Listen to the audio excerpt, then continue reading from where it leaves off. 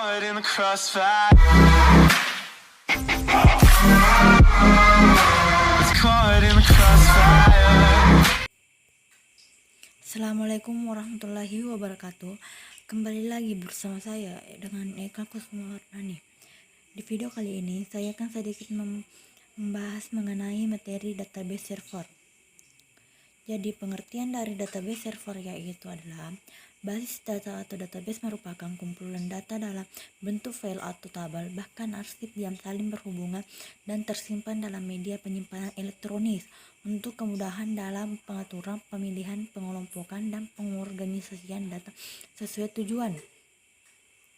Fungsi database server yaitu yang pertama, mengelompokkan beberapa data. Database bertujuan untuk bisa mengelompokkan data agar mudah dipahami. Yang kedua, menghindari terjadinya duplikasi atau inkonsistensi data. Yang ketiga, memudahkan dalam menyimpan, mengakses atau juga memperbarui serta dapat menghapus data. Yang keempat, menjamin kualitas data dan informasi yang diakses sesuai dengan yang dimasukkan atau integritas data. Yang kelima, menjadi solusi dalam proses penyimpanan sebuah data, terutama data yang besar. Yang keenam, menunjang kinerja aplikasi yang membutuhkan sebuah penyimpanan data. Dan cara kerja dari database server yaitu memiliki model client server. Client server dapat diartikan sebagai modal dari suatu sistem yang membagi proses sistem antar server yang mengelola database dan klien yang menjalankan aplikasi. Database server mengurangi beban akses data oleh klien pada server.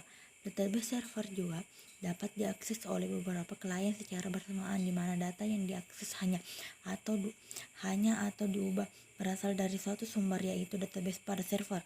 Server tersebut diakses balik melalui suatu front end yang berjalan di komputer pengguna yang menampilkan data yang diminta untuk back end yang berjalan pada server dan menangani tugas-tugas seperti analisis data dan penyimpanan.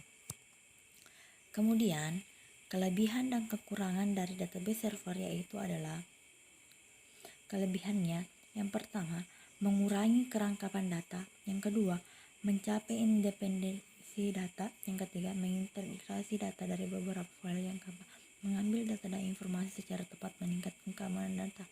Dan kelemahan dari database server yaitu adalah yang pertama, perangkat lunak yang mahal. Dua, konfigurasi perangkat keras yang besar. Yang ketiga, mempertahankan staf database administrator. Nah, itulah tadi sedikit penjelasan mengenai materi database server dari saya. Sekian, assalamualaikum warahmatullahi wabarakatuh.